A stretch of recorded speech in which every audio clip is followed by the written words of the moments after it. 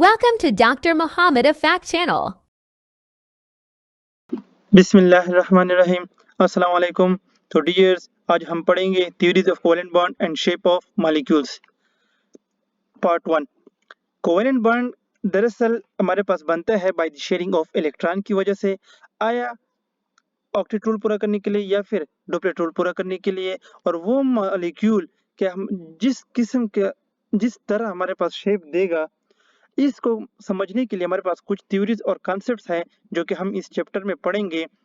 तो आगे देखें। इंट्रोडक्शन से स्टार्ट लेते हैं। This chapter includes Lewis concept, VSEPR theory, valence bond theory, hybridization theory and molecular orbital theory. इसमें पहला है लेविस कॉन्सेप्ट। लेविस कॉन्सेप्ट जो कि पहले इंट्रोड्यूस किया था जी.एन. लेविस ने इन 1916, एक आइडिया पेश किया था। Introduce the idea of sharing electrons to explain the formation of chemical bonds found in different molecules। मुख्तलिफ किस्म के मॉलिक्यूल्स में आया हमारे पास शेयरिंग ऑफ इलेक्ट्रॉन की वजह से जो केमिकल बॉन्ड्स बनते हैं, to obtain what noble gas electronic configuration, to obtain noble gas electronic configuration. इस टाइप ऑफ थ्योरी को हम नाम देते हैं ऑक्टेट थ्योरी। इस ऑक्टेट थ्योरी के बिना पर जो बॉन्ड बनेगा उसको हम कोवेलेंट बॉन्ड कहेंगे। Next point, Lewis concept also explain number of electrons present in valence shell of the central atom। Central atom के वैलेंस शेल में कितने नंबर ऑफ इलेक्ट्रॉन्स मौजूद है उसको भी एक्सप्लेन कौन करता है, लेविस कॉन्सेप्ट करेगा। और second point, VSEPR theory. It is introduced by Nyholm and Gillespie in 1957। ये किस चीज की पर बेस्ड था? It is based on electron pair repulsion in valence shell of the central atom. Valence shell central atom का जो valence shell में जो इलेक्ट्रॉन होते हैं, इलेक्ट्रॉन मौजूद होते हैं, उनमें किस तरह का रिपल्शन आएगा। और इसके अलावा जो सेकंड पॉइंट है, ये हमारे पास ज्योमेट्री और शेप ऑफ मॉलिक्यूल को भी एक्सप्लेन करेगा। ठीक है, तो थर्ड पॉइंट क्या है हमारे पास, valence bond theory. It is introduced by Heitler and London. It explain the sharing of electron between atoms successfully. इससे पहले जो थ्योरीज थी, विस्पर थ्योरी हो गया, लेविस कॉन्सेप्ट हो गया, उन लोगों ने उनमें से कोई भी कंसेप्ट ऐसा या थ्योरी ऐसा नहीं आया है जिसमें हमारे पास इलेक्ट्रॉन्स की शेयरिंग को सही तरह एक्सप्लेन कर सके। इसके बाद हमारे पास 4 नंबर पॉइंट है hybridization theory. Pauling and Slater ने सबसे पहले इसको इंट्रोड्यूस किया। It hold significant importance in determining the shape of molecule. Molecule की शेप को मालूम करने में हाइब्रिडाइजेशन थ्योरी का मेन रोल है। और 5 नंबर पॉइंट जो है हमारे पास मौजूद है वो है molecular orbital theory. Molecular orbital theory जो है वो एक्सप्लेन करती है paramagnetic property of an electron. ये पैरामैग्नेटिक प्रॉपर्टी ऑफ इलेक्ट्रॉन जो है, इससे पहले जो थ्योरीज और कॉन्सेप्ट गुजरे हैं उसमें किसी ने भी इसको एक्सप्लेन नहीं किया। तो ये मॉलिक्यूलर ऑर्बिटल थ्योरी सबसे पहले जो एक्सप्लेन की है हमारे पास वो है हंट्स, जोन्स एंड म्यूलिकन। म्यूलिकन ने इसको एक्सप्लेन किया है। अब ये पैरामैग्नेटिक प्रॉपर्टी दरअसल शो करता है कौन? Oxygen molecule. ऑक्सीजन मॉलिक्यूल किस तरह हमारे पैरामैग्नेटिक प्रॉपर्टी को शो करेगा उसको हम आगे चैप्टर में हम पढ़ेंगे फिर। तो आइए पहले स्टार्ट लेते हैं विस्पर थ्योरी का। जो आज की वीडियो में हमारे पास मेन फोकस है वो विस्पर थ्योरी है। कुछ इंपॉर्टेंट पॉइंट्स हैं विस्पर थ्योरी के, essential features of whisper theory। First one is the suitable arrangement of electron pairs around the central atom in a valence shell is such that they remain at maximum distance from each other to minimize repulsion। ये कहता है कि हमारे पास जो suitable arrangement होगी electron pairs की central atom के इर्द गिर्द, वो कुछ इस तरह होगी कि वो हमारे पास एक मैक्सिमम डिस्टेंस पर होंगी। जब मैक्सिमम डिस्टेंस पर होंगे तो हमारे पास रिपल्शन कम होगी। और सेकंड पॉइंट है a lone pair of electron is capable of occupying more space on the central atom than a bonding pair, hence it will cause more repulsion as compared to bonded pair। इस point को explain करने के लिए मैं एक example लेता हूं, water molecule. अब वाटर मॉलिक्यूल जो है इसमें हमारे पास क्या है, लोन पेयर है। अब ये लोन पेयर जो है ये हमारे पास ऑक्युपाइंग मोर स्पेस, ये क्या है, जैसे यहाँ पे लिखा हुआ है कि lone pair of electron is capable of occupying more space on the central atom than a bonding pair. अब ये स्पेस जो है, ये बॉन्डिंग पेयर, इस बॉन्डिंग पेयर से ज्यादा स्पेस किसने ऑक्युपाई किया है? लोन पेयर्स ने। तो हमारे पास इसके लिए ऑर्डर जो हम लिखते हैं, ऑर्डर ऑफ रिपल्शन, वो क्या है हमारे पास? सबसे पहले लोन पेयर जो है उनकी रिपल्शन बहुत ज्यादा होती है, जिसकी वजह से ये एक ज्यादा स्पेस को ऑक्युपाई करेगा। फिर उसके बाद lone pair and bond pair, और फिर bond pair. Third point, multiple bond behave as a single electron pair bond. इस पॉइंट को समझने के लिए हम ऐसा एक एग्जांपल लेते हैं कार्बन डाइऑक्साइड की। अब कार्बन डाइऑक्साइड में हमारे पास एक कार्बन और दो ऑक्सीजन मॉलिक्यूल होते हैं, जिसके ऑक्सीजन दो बॉन्ड बनाता है। अब ये विस्पर थ्योरी के मुताबिक ये कार्बन और ऑक्सीजन के दरमियान जो बॉन्ड होगा वो सिंगल होगा, और ये ऑक्युपाई करेगा कितना? 180 डिग्री एंगल। ठीक है, जैसे कि एग्जांपल में यहाँ पे लिखी है beryllium chloride and carbon dioxide both are linear. Fourth number point, the effect of bonding electron pair decrease with increased electronegativity of an atom forming molecule। जो बॉन्डिंग इलेक्ट्रॉन पेयर जो है उसकी इफेक्ट डिक्रीज होगी, किसकी वजह से? जब हमारे पास इलेक्ट्रोनेगेटिविटी ऑफ एटम की ज्यादा होगी। Fifth number point, overall geometry of molecule depend on the number of electron pair in valence shell of the central atom. अब सेंट्रल एटम जो होगा उसके वैलेंस शेल में जितने हमारे पास नंबर ऑफ इलेक्ट्रॉन पेयर्स हैं, वो हमारे पास किस चीज को शो करेगा? ज्योमेट्री को शो करेगा। अब ये ज्योमेट्री ऑफ मॉलिक्यूल इन चीजों पे डिपेंड करता है कि हमारे पास वैलेंस सेंट्रल एटम के वैलेंस शेल में कितने नंबर ऑफ इलेक्ट्रॉन पेयर्स मौजूद हैं। इनको एक्सप्लेन करने के लिए हम आगे एप्लीकेशंस पढ़ेंगे। पहला एप्लीकेशन हमारे पास क्या है? Shape of molecules containing two electron pairs. ऐसे किस्म के मॉलिक्यूल जिसमें दो इलेक्ट्रॉन पेयर्स मौजूद हों, इस किस्म के मॉलिक्यूल की जो इलेक्ट्रॉनिक ज्योमेट्री होगी वो लीनियर ज्योमेट्री होगी।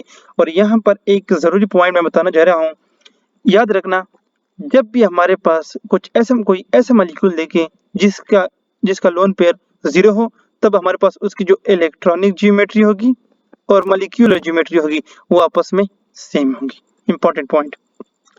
नाउ आप जब भी कोई ऐसा मॉलिक्यूल देखें जिसमें दो बॉन्ड पेयर हो और 0 लोन पेयर हो, तो इस टाइप ऑफ मॉलिक्यूल का जो स्ट्रक्चर होगा वो लीनियर स्ट्रक्चर होगा और बॉन्ड एंगल 180 डिग्री होगी। और इस किस्म के मॉलिक्यूल का हाइब्रिडाइजेशन जो होगी वो sp हाइब्रिडाइजेशन होगी। जैसे कि मैंने यहाँ पर आप लोगों को एग्जांपल दी हुई है, कार्बन डाइऑक्साइड हो गया, मरकरी क्लोराइड हो गया, और साथ में हमारे पास ये अल्काइन भी हो गया, और CH2 वगैरह। अब second point, shape of molecule containing 3 electron pairs. इनको समझें। कंटेनिंग 3 इलेक्ट्रॉन पेयर्स, इस टाइप ऑफ मॉलिक्यूल जिसके हमारे पास 3 इलेक्ट्रॉन पेयर्स होंगी, उसकी इलेक्ट्रॉनिक ज्योमेट्री जो होगी वो ट्राइगोनल ज्योमेट्री होगी। और इसमें हमारे पास दो किस्म के केस आते हैं, जैसे कि हमारे पास यहाँ पे केस 1 और केस 2। केस 1 कुछ ऐसा है कि अब जब भी कोई ऐसा मॉलिक्यूल देखे जिसमें हमारे पास 3 बॉन्ड पेयर हो और लोन पेयर 0 हो, तो इस टाइप ऑफ मॉलिक्यूल का जो स्ट्रक्चर होगा वो ट्रायंगुलर प्लेनर स्ट्रक्चर होगा और बॉन्ड एंगल 120 डिग्री, और हाइब्रिडाइजेशन sp2 हाइब्रिडाइजेशन होगी। जैसे कि यहाँ पे मैंने एग्जांपल्स कुछ लिखे हैं आपके सामने। अब मैं लिखता हूँ एक एग्जांपल का स्ट्रक्चर आपके सामने ड्रॉ करता हूँ। फ्लोरीन, 3 फ्लोरीन हो गए बोरान के इर्द गिर्द। अब ये हमारे पास जो स्ट्रक्चर शो करेगा वो कौन सा स्ट्रक्चर शो करेगा? ट्रायंगुलर प्लेनर स्ट्रक्चर को शो करेगा। अब केस नंबर 2 को देखें। जब आप कोई ऐसा मॉलिक्यूल देखें जिसमें 2 बॉन्ड पेयर्स हो और 1 लोन पेयर हो, तो इस टाइप ऑफ मॉलिक्यूल का जो स्ट्रक्चर होगा वो एंगुलर स्ट्रक्चर होगा और बॉन्ड एंगल जो होगा वो लेस देन 120 डिग्री होगा। कुछ बुक्स में इसकी जो रेंज लिखी गई है वो 118 डिग्री लिखी गई है। ऐसे मॉलिक्यूल की जो हाइब्रिडाइजेशन होगी वो sp2 हाइब्रिडाइजेशन होगी। जैसे कि एग्जांपल लिखा हुआ है 10 chloride SO2 and O3। 10 chloride की मैं एग्जांपल लिखता हूँ, स्ट्रक्चर ड्रा करता हूँ। इसमें हमारे पास एक लोन पेयर आएगा। अब ये मॉलिक्यूल को हम ये मॉलिक्यूल जो स्ट्रक्चर बनाया है वो एंगुलर स्ट्रक्चर होगा। उस एंगुलर स्ट्रक्चर को हम दूसरा नाम भी देते हैं बेंड शेप और वी शेप भी हम कहते हैं। अब नेक्स्ट पे हम जाते हैं, next page, shape of molecules containing 4 electron pairs. अब कोई ऐसे मॉलिक्यूल्स का शेप जिसमें हमारे पास 4 इलेक्ट्रॉन पेयर हो तो वो कैसे होगा? इस टाइप ऑफ मॉलिक्यूल की जो इलेक्ट्रॉनिक ज्योमेट्री होगी वो टेट्राहेड्रल ज्योमेट्री होगी। इसमें हमारे पास 3 किस्म के केस हैं, 1, 2 और 3। फर्स्ट नंबर केस को देखिए, जैसे मॉलिक्यूल जब आप देखें जिसमें हमारे पास 4 बॉन्ड पेयर हो और लोन पेयर कोई भी ना हो, तो इस टाइप ऑफ मॉलिक्यूल का जो स्ट्रक्चर होगा वो टेट्राहेड्रल स्ट्रक्चर होगा। बॉन्ड एंगल 109.5 डिग्री और हाइब्रिडाइजेशन sp3 हाइब्रिडाइजेशन होगी। ये एग्जांपल्स मैंने आपके सामने लिखे हैं, जैसे कि मीथेन हो गया, कार्बन टेट्राक्लोराइड हो गया, वगैरह वगैरह। केस नंबर 2 कुछ ऐसा है कि जब भी ऐसे मॉलिक्यूल देखें जिसमें 3 बॉन्ड पेयर हो और 1 लोन पेयर हो, तो इस किस्म के मॉलिक्यूल का जो स्ट्रक्चर होगा वो ट्राइगोनल पिरामिडल स्ट्रक्चर होगा और बॉन्ड एंगल 107.5 डिग्री होगी। और हाइब्रिडाइजेशन के बारे में अगर हम जाने तो वो भी sp3 हाइब्रिडाइजेशन होगी। जैसे कि एग्जांपल मैंने आपके सामने लिखा है, NH3 हो गया, फास्फोरस ट्राइक्लोराइड वगैरह वगैरह आपके सामने मैंने लिखे हुए हैं। अब जब ऐसा मॉलिक्यूल देखें जिसमें 2 बॉन्ड्स पेयर हो और 2 लोन पेयर्स हो, तो ऐसे मॉलिक्यूल को हम मॉलिक्यूल का जो स्ट्रक्चर होगा वो एंगुलर स्ट्रक्चर होगा। बॉन्ड एंगल 104.5 डिग्री और हाइब्रिडाइजेशन sp3 हाइब्रिडाइजेशन होगी। जैसे कि एग्जांपल मैंने आपके सामने लिखी हुई है, H2O हो गया, यहाँ पे ईथर हो गया, अल्कोहल हो गया, एक्सेट्रा। अब MCQs के हवाले से कुछ मैंने और भी इसमें एडिशन की है। ऐसे मॉलिक्यूल्स जिसमें हमारे पास 5 इलेक्ट्रॉन्स पेयर हों, 5 इलेक्ट्रॉन्स पेयर हों, तो ऐसे मॉलिक्यूल की जो इलेक्ट्रॉनिक ज्योमेट्री होगी वो ट्राइगोनल बाइपिरामिडल स्ट्रक्चर होगा। आप जब भी कोई ऐसा मॉलिक्यूल देखते हैं जिसमें 5 बॉन्ड पेयर होंगे और 0 लोन पेयर होगा, तो ऐसे मॉलिक्यूल का जो स्ट्रक्चर होगा वो ट्राइगोनल बाइपिरामिडल स्ट्रक्चर होगा और bond angle 120 degree and 90 degree होगी। और हाइब्रिडाइजेशन जो होगी वो sp3d हाइब्रिडाइजेशन होगी। जैसे कि एग्जांपल मैंने आपके सामने लिखी हुई है, फास्फोरस पेंटाक्लोराइड। फास्फोरस पेंटाक्लोराइड का स्ट्रक्चर कुछ ऐसा है कि हमारे पास ये देखें, phosphorus, chlorine, chlorine, chlorine, chlorine. अब इससे जो स्ट्रक्चर हमारे पास बनेगा वो कौन सा स्ट्रक्चर होगा? ट्राइगोनल बाइपिरामिडल स्ट्रक्चर होगा। अब नेक्स्ट पेज पे देखते हैं, shape of molecules containing 6 electrons pair. 6 electrons pair जो होंगे उसमें हमारे पास क्या है? आप जब भी ऐसा मॉलिक्यूल देखेंगे तो उसकी जो इलेक्ट्रॉनिक ज्योमेट्री होगी वो ऑक्टाहेड्रल ज्योमेट्री होगी। ऑक्टाहेड्रल ज्योमेट्री होगी, जैसे कि मैंने यहाँ पे लिखा हुआ है कि 6 बॉन्ड पेयर और नो लोन पेयर। आप जब भी कोई ऐसा मॉलिक्यूल देखेंगे जिसमें हमारे पास 6 बॉन्ड पेयर होंगे और लोन पेयर ना हो, तो ऐसे टाइप ऑफ मॉलिक्यूल का जो स्ट्रक्चर होगा वो ऑक्टाहेड्रल स्ट्रक्चर होगा और बॉन्ड एंगल 90 डिग्री। और हाइब्रिडाइजेशन के बारे में अगर हम जाने तो sp3d2 हाइब्रिडाइजेशन होगी। जैसे एग्जांपल मैंने ये आपके सामने लिखी हुई है, SF6 vanadium hexa carbon monoxide. Next हम देखें कि shape of molecules containing 6 electrons pairs. ऐसे मॉलिक्यूल्स जिस यहाँ पे मैंने एक छोटी सी गलती की है कि यहाँ पे 6 के बजाय ये हमारे पास क्या है, 7 है। आप इनको टिक करिए। वो मॉलिक्यूल जिसमें हमारे पास 7 इलेक्ट्रॉन्स पेयर होंगे, तो ऐसे मॉलिक्यूल की जो इलेक्ट्रॉनिक ज्योमेट्री होगी वो पेंटागोनल बाइपिरामिड ज्योमेट्री होगी। आप जब भी कोई ऐसा मॉलिक्यूल देखें जिसमें हमारे पास 7 बॉन्ड पेयर्स हो और लोन पेयर ना हो, तो ऐसे टाइप ऑफ मॉलिक्यूल की जो ज्योमेट्री होगी वो पेंटागोनल बाइपिरामिड स्ट्रक्चर होगा और इसकी जो बॉन्ड एंगल होगी वो 90 डिग्री एंड 72 डिग्री होगी। और हाइब्रिडाइजेशन sp3d3 हाइब्रिडाइजेशन, जैसे कि मैंने यहाँ पे इसकी एग्जांपल लिखी हुई है आपके सामने। आइए देखें कुछ मॉलिक्यूल जिनके स्ट्रक्चर्स आपके सामने हैं। जैसे कि ये लीनियर स्ट्रक्चर होगा, जैसे कि मैंने आपको बताया कि कार्बन डाइऑक्साइड में है लीनियर स्ट्रक्चर्स 180 डिग्री में मौजूद होगा। Trigonal planar structure, tetrahedral, bend shape और ट्राइगोनल बाइपिरामिडल। ठीक है, आइए आगे देखते हैं। अभी इस पेज में देखें, क्या मैंने कुछ की पॉइंट्स लिखे हैं विस्पर थ्योरी के हवाले से जो कि इंतहाई इम्पोर्टेंट है। नेशनल इंडिकेट हो गया, AMC टेस्ट हो गया और इसके अलावा नम्स टेस्ट हो गया, उसके हवाले से बहुत इंपॉर्टेंट है। ये पॉइंट्स को आप मेमोराइज कर लें तो इसको मैं आपको MCQs करने में बहुत आसानी होगी। तो पहला पॉइंट हमारे पास क्या है, when S character is directly proportional to the bond angle, जितने हमारे पास एस कैरेक्टर ज्यादा होंगे उतनी उसकी बॉन्ड एंगल भी ज्यादा होगी।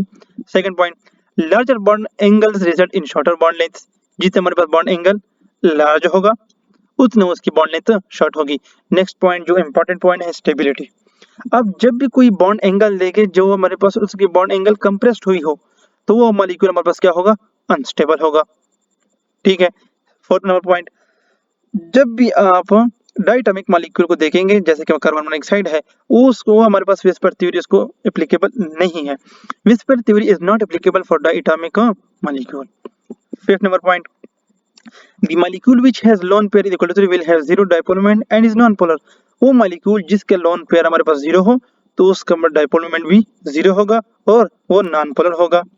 Next point, with the increased electronegativity of central atom bond angle increase if central atom has a lone pair। अगर सेंट्रल एटम में हमारे पास लोन पेयर मौजूद होंगे तो ये केस हम अप्लाई करेंगे। कौन सा केस, जब हमारे पास इलेक्ट्रोनेगेटिविटी बढ़ेगी तो बॉन्ड एंगल भी बढ़ेगा। जैसे एग्जांपल मैंने यहाँ पे लिखा हुआ है H2O और H2S। H2O greater than the H2S मतलब यह है कि ऑक्सीजन की जो इलेक्ट्रोनेगेटिविटी है वो ज्यादा है as compare to sulphur. With increase in size of attached atom bond angle increase if central atom has lone pair। Next point हमारे पास क्या है, when acid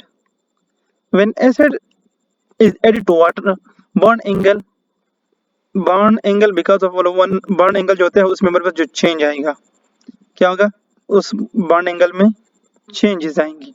वो किस तरह, अब वाटर है इसके बॉन्ड एंगल कितने हैं 104.5 डिग्री है।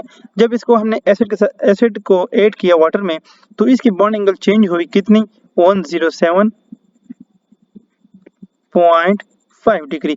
मतलब यह है कि हमारे पास one lone pair is converted to bond pair. इस ऑक्सीजन मॉलिक्यूल का जो एक लोन पेयर था वो कन्वर्ट हुआ किस चीज में, बॉन्ड पेयर में, और इसके जो बॉन्ड एंगल है उसमें भी चेंजेस आ गए। नेक्स्ट पेज को देखें। नेक्स्ट पेज में मैंने इनको समराइज करने के लिए एक शॉर्टकट समरी लिखी है आपके सामने। अब ये आप देख रहे होंगे कि ये 20, 21, 22, 30, 31, 40 ये है क्या चीज। अब ये 20 जो है ये देखिए कि जो 20 होगा 20 में जो 2 है वो बॉन्ड पेयर को शो करेगा और 0 जो होगा वो लोन पेयर को। जो बॉन्ड पेयर होगा वो हमारे पास लेफ्ट साइड पर होगा और जो 0 होगा वो हमारे पास राइट साइड पर होगा। जैसे कि मैंने एग्जांपल लिखी है 20। अब 20 में हमारे पास जो 2 है वो बॉन्ड पेयर को शो करेगा और 0 लोन पेयर को शो करेगा। तो ऐसा मॉलिक्यूल जिसकी हमारे पास 20 हो तो वो मॉलिक्यूल हमारे पास लीनियर स्ट्रक्चर शो करेगा। अब कुछ मैं ऐसे मॉलिक्यूल देखूं जिसमें हमारे पास 22 आया हो, 22 को मैं 22 में जो 2 होगा 2 बॉन्ड पेयर और 2 लोन पेयर। अब इस टाइप ऑफ मॉलिक्यूल का जो स्ट्रक्चर होगा वो एंगुलर होगा।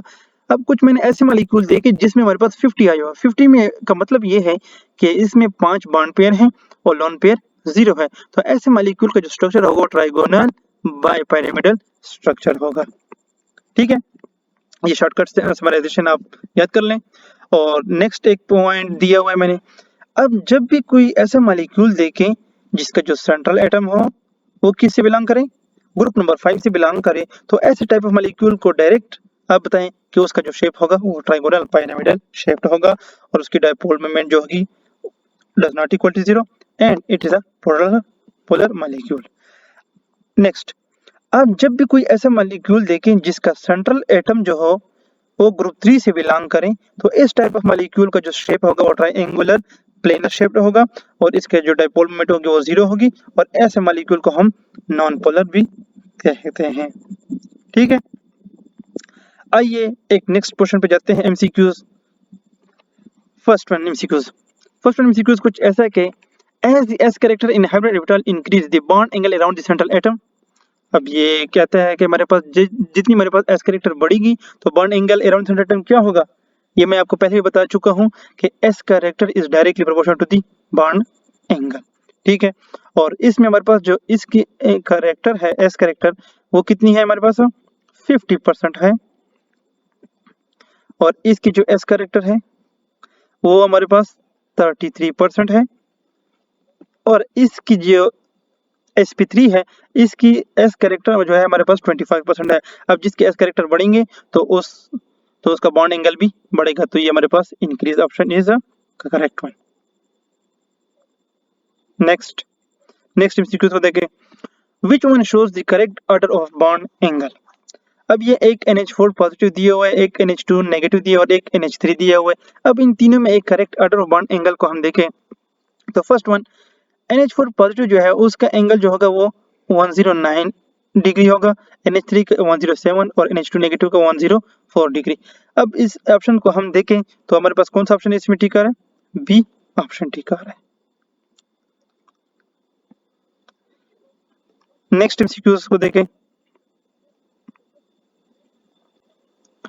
विच वन शोज आइसोस्ट्रक्चरल स्पीशीज। अब इन मॉलिक्यूल्स में कोई आइसोस्ट्रक्चरल स्पीशीज को बताएं। आइसो का मतलब क्या है, आइसो मीन्स सेम, वो स्पीशी जिसका स्ट्रक्चर सेम हो उस मॉलिक्यूल को हम क्या करेंगे, आइसोस्ट्रक्चरल स्पीशीज का नाम देंगे। अब इसमें A option NH4 positive and NH2 negative, CH3 negative and C3 positive, PO4 3 negative and BA4 minus and next D option जो है NH4 पॉजिटिव एंड NH3। इसमें जो सी ऑप्शन है ये दोनों हमारे पास क्या शो करते हैं, टेट्राहेड्रल शेप शो करते हैं, जिसकी वजह से इसको हम क्या नाम देते हैं, आइसोस्ट्रक्चरल स्पीशीज का नाम देते हैं। और इस नेक्स्ट MCQ जो है हमारे पास क्या है, what will be the shape of molecule which contain 2 sigma bond and 1 lone pair. आप कुछ ऐसे मॉलिक्यूल बताएं जिसके हमारे पास 2 सिग्मा बॉन्ड हो और एक नॉन पेयर हो। इसके शॉर्टकट पॉइंट मैंने आपको बताया है। आप जब भी मॉलिक्यूल देखें जिसमें 21 आया हो, 2 बॉन्ड पेयर और 1 लोन पेयर, तो ऐसे टाइप ऑफ मॉलिक्यूल का जो स्ट्रक्चर होगा वो एंगुलर, बैंड स्ट्रक्चर और वी शेप्ड होगा। तो इसमें करेक्ट ऑप्शन अब देखें कौन सा है, B option is a correct one. Next MCQs, molecules having 2 electron pairs and 2 lone pairs.